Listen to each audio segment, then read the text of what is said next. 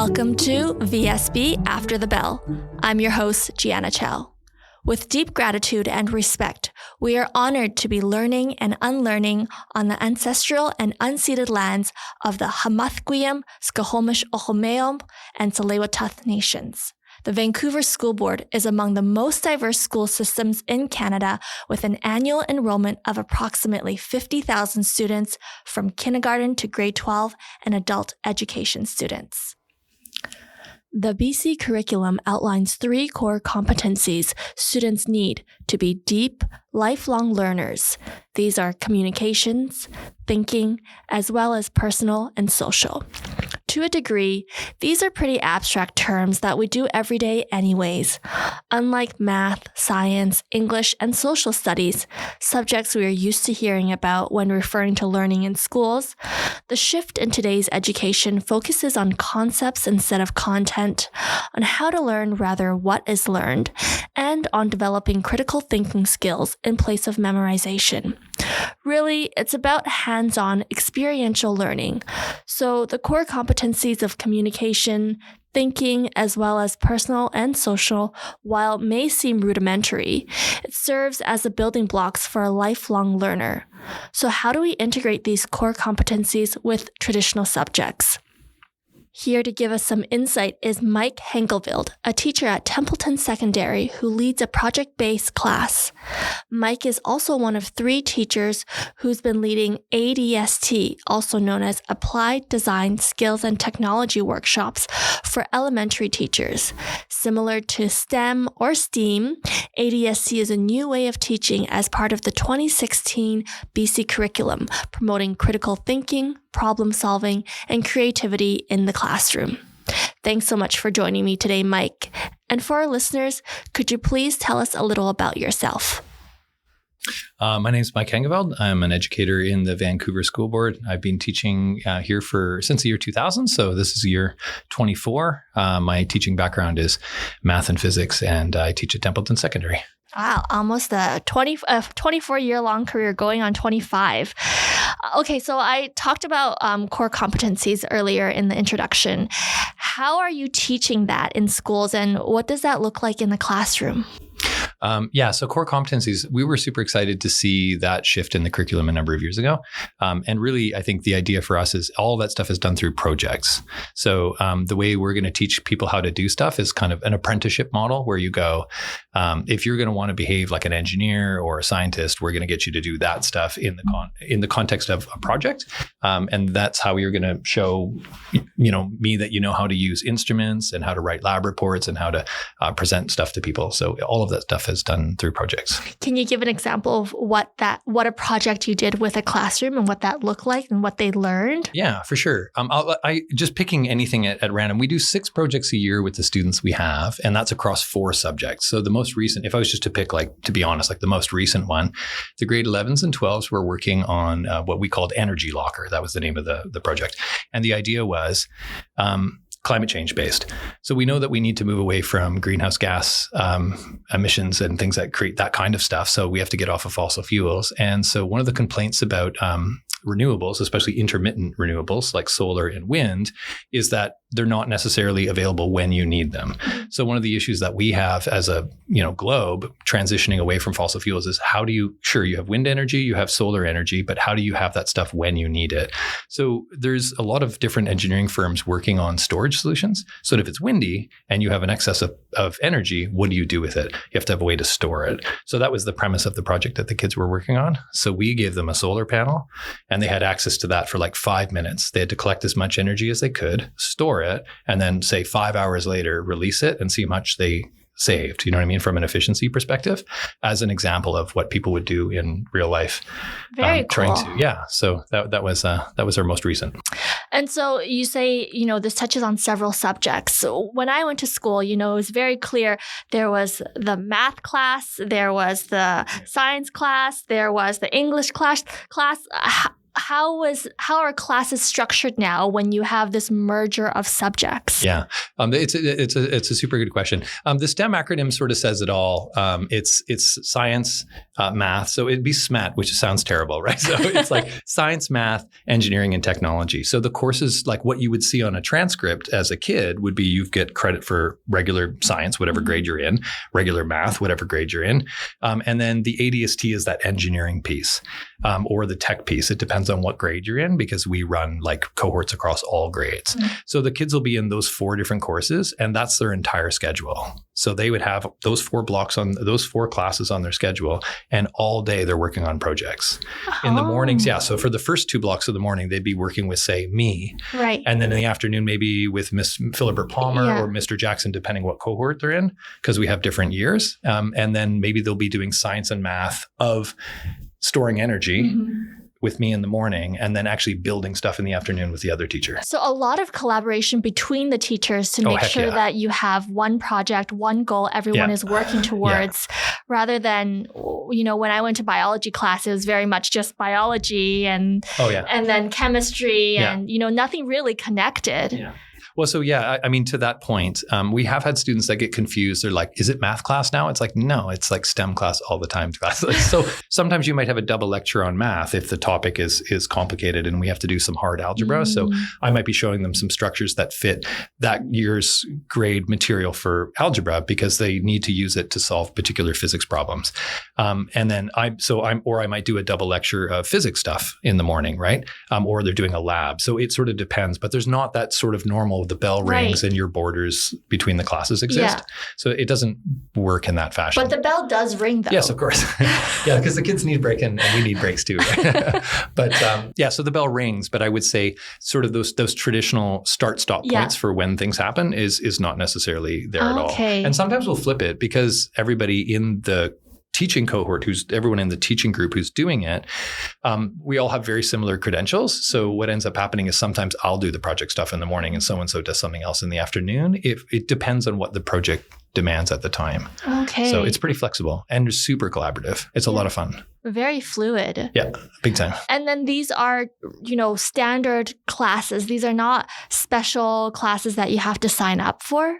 Well, you do have to sign up, but they're not like it's, that's actually a big part of our intake process. Like, and, when kids, let's say somebody wants to go to the STEM program in grade 8, they would sign up to do it. And we don't have, the big thing for us was let's not have any barriers that accentuate problems that we already have in society. Like, I'm not interested in seeing your report card in the 7th grade because I don't think it's necessarily an accurate reflection of who you are. Because I've got kids myself and I don't know if they know who they are when they're... And they change. They change. So for us, it was like, how many people can we take in? So that if you want to be in the program, it's mostly an expression of interest. Yes, I would like to be in this program. And then, of course, there's limitations. Like, we can only fit so many people. So we have 2 cohorts that we run in grade 8. And it's kind of like, try it out. Yeah. And then what happens is over time, some kids will be like, it's not a good fit for me. I actually really like doing this instead. But kids come in and out. And so it's fluid. I would say that there's necessarily you don't need to show me anything. So it's offered from grade 8 to 12? Yeah. Okay. So most kids will come in grade 8, and we do have some kids. We've got a kid this year who's fantastic in grade 12 who left in grade 8 after 1 year and then came back in grade 12. So that sometimes happens as well. But the most common pathway is kids come in from other schools in grade 8, mostly within catchment, and then they're in there in grade 8 and they just continue all the way through to grade 12. So I mentioned earlier you led workshops throughout this year to 30 elementary teachers to teach them, about ADST, right? And then for them to bring that into the classroom. So is that kind of the goal then to infuse that in more and more classrooms as we move forward? Yeah, it's hard to say. I would say maybe it is a goal or one of a number of goals. I mean, my primary interest, of course, is students and making sure that stuff works. So like whenever I'm trying to, life is busy, right? And when I'm looking at, where am I going to spend my time? I always at the top of the list. Okay, what am I doing with my family, but then students, right? And then the other big one, a major passion for me is, education of other educators and helping people, like, what are the barriers to participating in this way, especially with the curriculum being different. Elementary school teachers are amazing. Like they cover such a wide variety of topics. So I think in some ways, the ground is more fertile there for that to happen because they have all these subjects already. They don't have to go across the hall to collaborate with so-and-so to get like the subjects together. They could do all of them already. So they're kind of primed for projects. Earlier, you mentioned ADST and STEM. STEM is definitely a terminology that we're familiar with over the years. ADST, not so much. Can you go into that? What's the difference between the two? Is there crossover? Yeah, I would say ADST is an interesting one because, first of all, the acronym's not that old, and STEM's actually in some ways not that old either. Like really, if you look into it, it's like the 60s and Cold War. But I think STEM, largely speaking, is about people like kind of the space race and technology race, like who can develop the stuff faster. And it's often keyed with engineering. Yes. Really, people really think of STEM as engineering. ADST, especially for people out of the province, like I'm from Ontario, nobody knows what ADST is there. It's much, much broader. So like applied design, skills, and technology. And the umbrella is huge. But I would say if I was describing it to like my mom or something, I would probably say it's like if you're doing stuff with your hands and like constructing things with materials and designing and fabricating and iterating on things that you're doing ADST. So, but that could be anything from like maybe the more traditional shop, as we would have called it when I was in school. Like trades, Yeah, trades, right? But a lot of people will think it's just that, but it's also textiles and food and a bunch of other things. So I'd say it's a pretty broad umbrella. The tie-in between STEM and ADST for us is more like what we find the kids want more than anything is they would like to see stuff with computers. They really like it because that's also a part of the ADST umbrella is doing that technology piece with computer information systems. So there's a lot of kids who are super interested in programming and coding and electronics. So that's kind of like of the ADST universe, the biggest crossover for us with ADST is the computer stuff.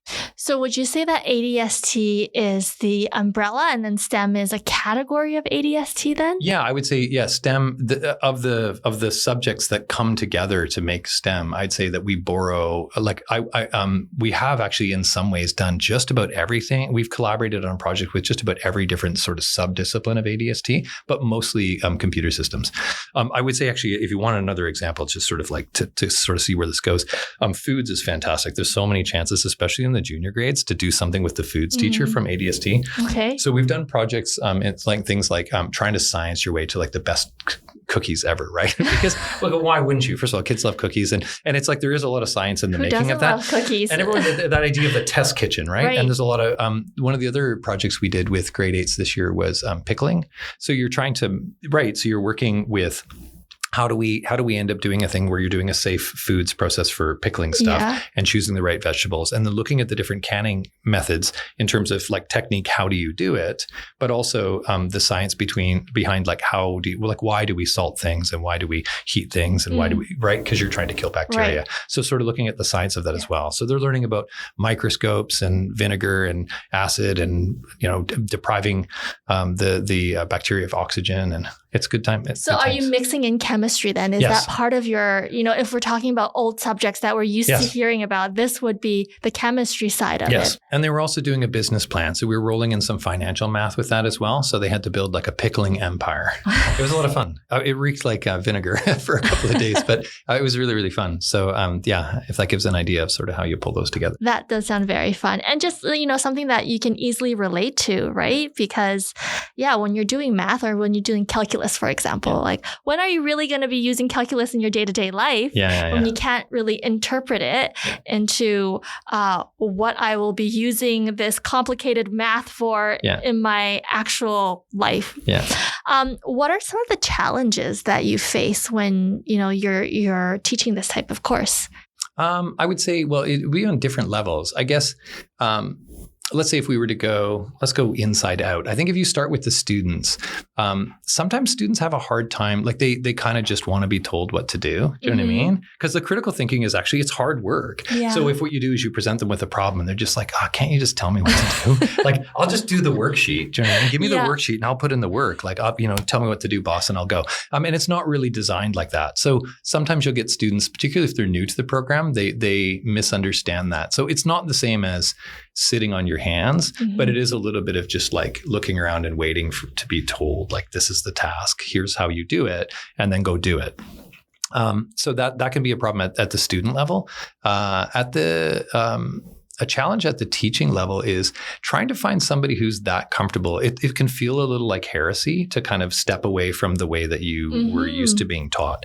So I might not cover, and this is like the physicists everywhere are going to like, it's like, it's going to sound bad. I don't necessarily teach Newton's universal law of gravity, which would be the holy of holies in physics. So I know like I said, I'm a full-on heretic, but because it doesn't really fit. Like there's no project where we're like, oh, well, now that we're 1,000 kilometers above the surface, like I'm not doing space programs. And so it's not directly relevant to any of the projects we're doing. So I might cover it as a capper at the end of the year, just like, hey kids, so you've seen it. Right. But not everyone is comfortable with that. They're like, well, when are you going to teach this section? Right. Well, it may not fit into this year, like if it doesn't fit the projects.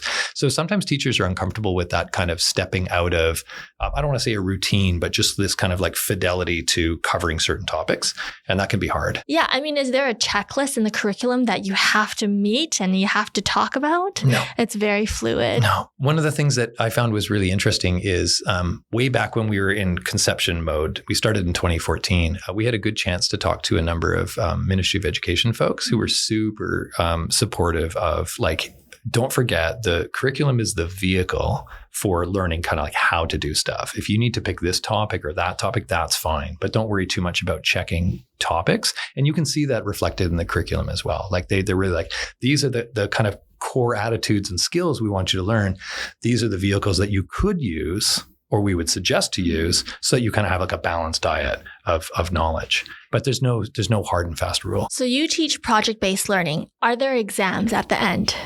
We do, yeah. So the way we would do an exam, it's not going to be the exam like you would have thought of in the past, but we've done things like getting a student to do case studies at the end of the year where they work in groups. And we've had things like this where it's like, okay, here's a scenario. There's you are required to design a system for earthquake preparedness on Bowen Island in the case of an earthquake, right? What would the island need in order for it to be able to survive, a disruption of service for up to like, I don't know, say 3 or 4 weeks, right? And so then the students have to like, oh gosh, now they're of course we're allowed to use the internet, right? So it's weird in that way. They're using internet now they have to, but there's not necessarily a fixed, there's not necessarily a fixed answer to the question. So they're trying to find, and then what would I do, and what do other cities do, and so they're using all those skills they've developed over the course of the year, researching things and looking how they would design stuff, making estimates, and then also working collaboratively in a group to a timeline to have a presentation at the end. I mean, really that emulates what actually happens in the real world in a corporate setting, right? So you're given a task. There's no real answer, but you need to go and do that research.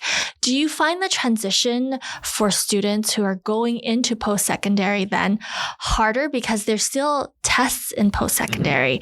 Like they're not used to that in the 5 years that they've been in high school. Do you find that it's challenging for students? Oh, we still do tests. So they did a test last week, Friday. So recently. So that's sort of standard paper and pencil, like let's go crush the thing. That we still do that, right? Because I think it would be a disservice. Like I think, there needs to be that balance between we want to modernize the way that people do education. So you're really focused on, I want kids to learn how to learn and really be focused on that problem solving and critical thinking.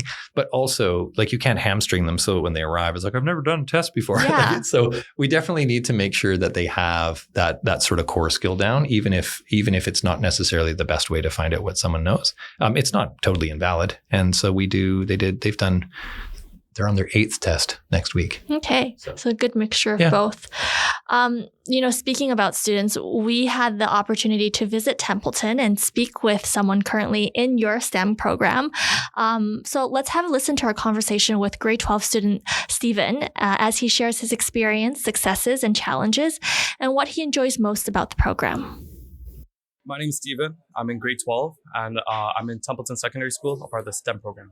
I think project-based learning is very important for innovating inside of our education space. Can you tell us what we're doing here today? So today we have a STEAM project, which stands for Science, Technology, Engineering, Arts, and Mathematics. We're doing a variety of projects around a pirate theme so that we could get the kids super excited and enthusiastic about projects while also applying the engineering design process, which is reiterating their previous design to improve by changing a variable. And why were you attracted to this? Why did you like it? Well, the STEM program is very attractive for many reasons. Number one is that a lot of the math and science that we learn is project-based. So project-based learning is very good. So then we could apply, in a regular classroom, you would look at a board with a bunch of numbers and a textbook. But really in here, we're doing the same math, the same science, but we're applying it into a project, which allows us to retain the information that we learned. So then the next year, I would still memorize all the stuff that I did the previous year because I could actually apply it onto a real project and something in the real world. What are the challenges with doing this kind of engineering process? The challenges were that in elementary school, typically I would learn from the textbooks and then I would see the numbers and apply it down. And trying to move it over here, where I did a lot of the more engineering and ADST, more of the applied skills, it was a bit harder to try to connect the math and science that I learned from elementary school onto the stuff here because it's more problem solving and more real world. But after a few years, I got to the hang of it, and it was really amazing to see all of the math and science that I were to learn in a regular classroom onto a real project, like making a solar panel car, or making a filter, or making a variety of projects. And then, how is it working with younger kids doing this kind of work and these kind of projects? Oh, working with younger kids is much more amazing. I work with a lot of kids, and I see that kids, they're more hands-on learners. They have they're very energetic. So then when they could actually apply what they're learning onto a project, onto something that they touch and feel, something more tactile, instead of just, pen on paper, they have more engagement, which actually helps with their learning retention. And it's amazing to see what they can remember after their projects. Is it hard to get them to understand the engineering process? At first, when I did a PowerPoint presentation to a classroom, it was pretty difficult for them to understand. So what are we changing around here? But after they built their first design and they saw what they needed to improve on this design, they instantly got it. Do you see yourself using this kind of learning and knowledge outside when you graduate? Oh yeah, a whole lot. Currently, a lot of my friends in university have been telling me about similar projects they did in the STEM program, how it transferred over to their university. Because right now, since I'm going to engineering, I'm looking at a lot of the engineering programs in university, and their capstone projects and similar projects they do inside of their classrooms are very similar to the one that we do here. Like our Arduino, our ADST, and our technology. The stuff that we do here is easily applied to the stuff we do in university. Awesome. That was great. It's wonderful to hear both a teacher and a student's perspective when discussing topics such as this. So, Mike, we heard why Stephen was interested in the STEM program. What made you interested in teaching through project-based learning? I think, it came about a couple of different ways. So I think I've mentioned that this is my 24th year. So I pretty early on was underwhelmed with retention, like just watching students and what they would retain year over year. Because I would teach them, say, physics 11, and then I'd see them again in physics 12. And I'd get some kid who would allege, we've never done that. And I was like, oh, come on. I was there. Like, I was literally there. You sat right there. I know for sure we covered this. And, I did an amazing job. Yeah. Right? Anyway, so I found it wasn't sticking. And I got interested in a little bit, like, I guess, brain science. And why is that? Like, because, if you take the kid's charitable assumption that they're not lying to you, that they really genuinely don't remember it, you start looking for reasons why that would be true. And there's a lot of evidence that if people do stuff, like, we're story-based animals. Mm-hmm. If you do things that aren't kind of like steeped in something that is story-based, it can be harder to remember it. Like, so I guess the classic is, if I give you a 10-digit number, you can remember it for some period of time. But if it's doesn't have any real meaning, there's no reason to remember it, and you just forget it. So, that's a pretty extreme example, but I think it works a little like that. So what are some of the most exciting projects that you've taught then? Well, the one I'd mentioned was like, it's not the ones I've taught. I'm actually almost always most impressed with the capstone projects. So what that looks like is the kids we have them for a whole semester, or back when it was linear, the whole year. And you'd fit in 6 projects per year. And the first 5 projects, the adults, right, pick them so the kids have a balanced diet, right? You want to make sure that they study a little bit of everything, so it's not all bio or chemistry. And then the last one they get to pick. So, of course, we have capstones in the CLE and CLC courses, like the graduation, like Let's Go Graduate courses. We do capstones every year. So grade 8s do a capstone. And what that looks like is they get to choose their own thing within reason. So it has to be STEM related. Yeah. Those projects are amazing. Like, they always come up with the most, I'm doing CRISPR technology. And so the one I mentioned was the kids who made this autonomous pizza delivering quadcopter that would just like, they'd enter the GPS coordinates and it would lift off and just like fly away and then drop off a Little Caesars pizza at some other location and then fly back on its own. So they made their own drone essentially. Oh, it was amazing. Well, like, no, like, and flying around on its own. It was crazy. Yeah. And so, and I mean, I know Amazon is working on that, like they're testing stuff like that out in England. That was pretty amazing. I've seen somebody do an RC underwater, like an RC submarine. Yeah. That they could basically, it's on a tether and they drive it around with a little LCD and it just, zooms around and changes the ballast so it can, like the buoyancy changes and it sinks and goes up and films stuff underwater. We've had kids do like vermi composting to test the effectiveness of having a worm-based compost system inside your house. And they pick tons of different topics. Yeah, this is way too complicated for me to understand. Every it's not that bad. Every 50, we have 52 projects going on right now. Wow. So that's across 3 cohorts. And so then what we try desperately to do is manage. I got 17 or 18 different projects that I'm working on with the kids, just trying to help them get materials and not totally screw it up. So if there's a student out there listening or a family who has a child who they think that their child would be interested, can you let us know who would be a good fit for this program? So I think in short, you have to have kids who a little bit self-starters. You don't need to be like, it's not whiz bang, but it's mostly kids who are like, I guess, naturally inquisitive. You don't have to be really quick at anything or, superstar in math. You don't have to have built a lot of stuff, but it's really almost more like what doesn't work. If a kid is just like, you tell me what to do, that doesn't work at all. So it needs to be a kid who's kind of like curious and willing to try stuff.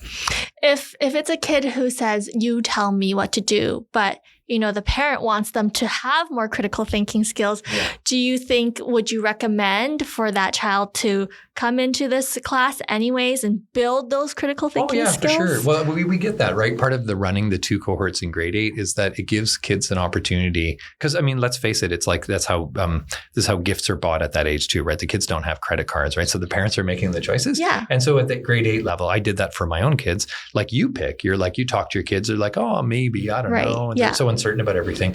So what happens is kids will come in and some like it and others are like, oh, I don't know. I want it to be more straightforward. Just like show me the lab and let's do it. So some kids really love it and other kids are like, oh, maybe that's not for me. But it's totally fine. I think some kids are surprised that they like it and the ones knew they would like it the whole time. And if it's not for them, they go back into the regular programming. They just take those courses that they're already doing and they just do them separately, right? You'd have a separate teacher for them. Right. So it's not that big a difference. Okay. And I mean, all of my other teaching colleagues in math and science and physics and stuff, they're all amazing, right? And they do great stuff. And the difference is that it's not project based. Yeah. So it's not like, oh, back to the terrible trenches. It's amazing. The other classes are great as well. So just a different way of doing things.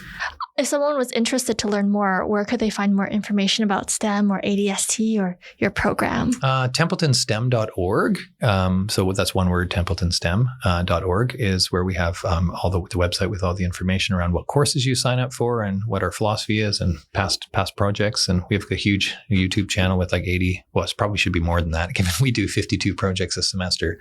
But yeah, like tons of videos that kids have produced about sort of showing off their projects and that kind of stuff.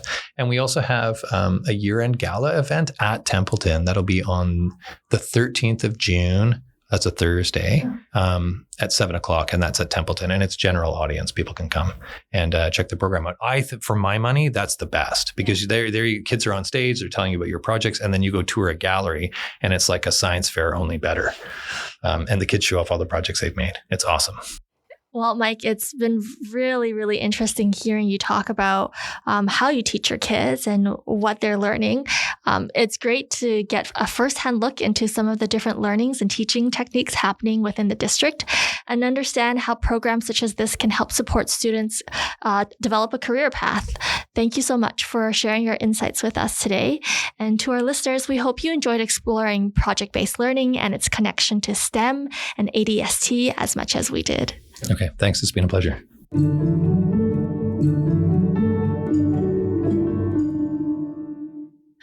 We have a reoccurring segment on the show called Matter of the Month, where we talk about hot topics in the district. Today, we're addressing a matter that has stirred up quite a bit of discussion in the news lately: the use of school fields and the decision to close some of them to public access. To help us understand more about this decision, we've invited Ron McDonald, the Director of Facilities. Welcome, Ron. Thank you very much, Gianna. It's great to be here. Recently, there was a lot of feedback regarding the decision to close the field, one of the fields at Sir Charles Tupper Secondary, to public access. Can you explain why this decision was made? Yes, thank you. We have many, many fields at our school sites, and we strive to keep them all open for public use. However, in the event that public use interferes with the regular curricular or extracurricular activities of the school, we reserve the right to restrict access to those play fields. The decision to limit access to the field at Sir Charles Tupper was necessary to preserve the condition for safety and for activities of the school. Over time, the field had become extensively damaged, primarily by the dogs that were off leash digging holes, which pose a safety threat to our students using the fields and interferes with the use of the field for curricular activities. Can you talk a little bit more about that? What do you mean when dogs are digging holes? How does that interfere with curricular, and how is that a safety hazard for students? Absolutely. We've had situations where the field has so many dog holes that the athletic director won't allow activities to be run on the field. It poses a risk of somebody, stepping in a dog hole while they're running, twisting a knee or an ankle and getting an injury.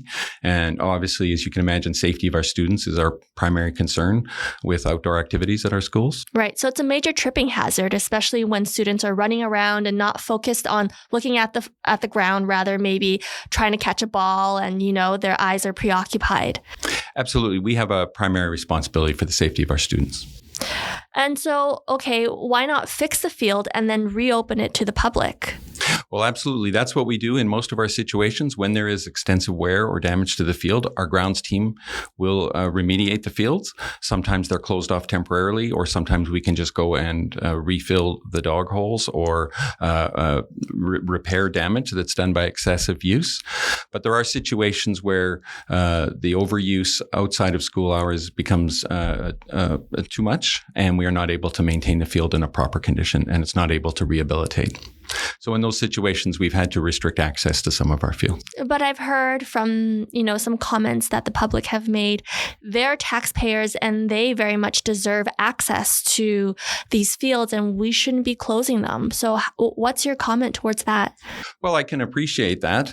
Historically, taxpayer revenue did fund the development of our school district over the past 100 years.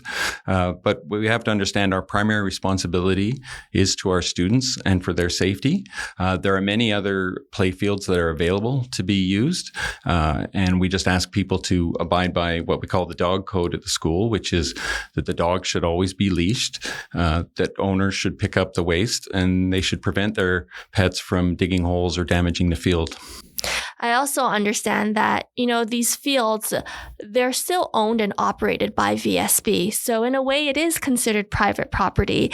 And, when they're not respected, we do have the right, and it is written in our administrative procedure, to restrict access to the public and to really prioritize the use of these facilities or grounds for student use. That's right, Gianna. And we also, have the right to close our fields. All our school grounds are closed between 10 p.m. and 6 a.m. And that's been a normal practice for decades.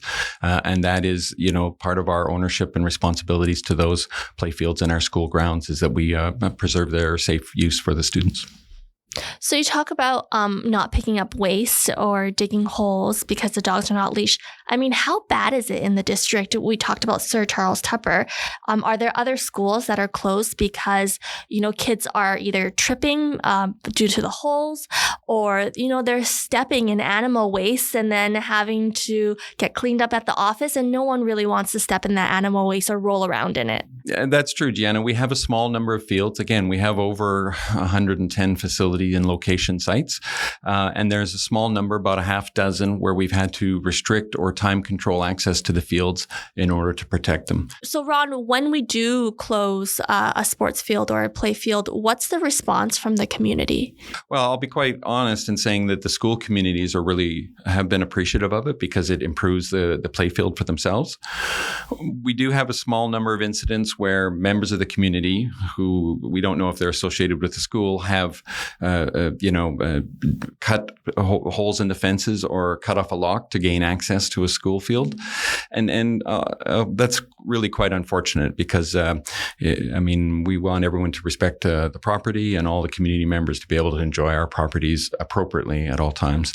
And again, I'll just remind everybody that if we follow the 3 components of the dog rules, which are keep your dog leashed and pick up its waste, which are both part of the animal control bylaw, and also prevent them from digging holes or otherwise damaging the school field, then I think we can find a path forward where we can keep as many of our school play fields open to the public as possible. Yeah. I know most people, they do abide by the rules, or some people don't have dogs and they just use a sports field for, especially if there's a track on it, for walking and running. And, we're happy to allow the community to use that. But when it's not treated with respect and our priority is for the students to use the space, then we do need to restrict access to the public. And it is unfortunate because, one person who's not respecting the field, and if it happens repeatedly over and over again, then the community does lose out on using that space. So definitely, just a reminder to respect our play fields and our sports fields as you would your own. Then everyone can really enjoy the space. Oh, absolutely. And it's really unfortunate that these situations create such tension in our communities, because it's really a small number of people who may be having challenges here complying with the regulations, and it hurts a lot of people, like you said. Well, Ron, thank you for providing these insights. It's important for our community to understand the reasons behind these decisions and to support the district in maintaining our facilities for the benefits of our students. Thank you very much. It's been great to talk about this. Special thanks to music teacher Mr. Bonnell and the Nightingale Elementary students for the original theme song. Episodes are released at the end of every month. And if you have an idea for a podcast episode, let us know by emailing us at communications@vsb.bc.ca. And don't forget to subscribe to VSB After the Bell on Apple Podcasts, Spotify, or wherever you listen to podcasts. With the VSB.